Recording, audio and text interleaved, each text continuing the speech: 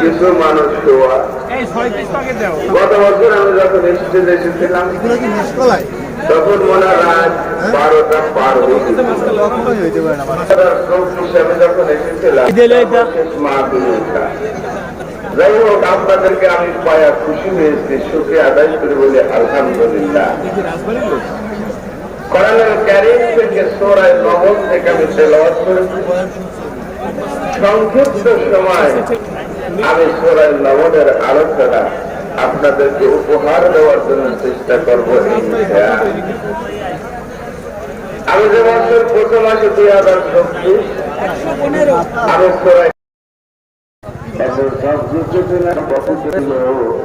300 টাকা ব্যাস করা বেড়া শুনে দি ব্যাস তো 2 দিন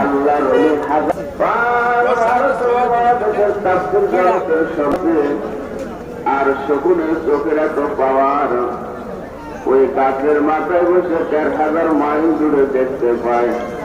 আর আল্লাহর ওলিদের চোখের পাওয়ার এত বেশি।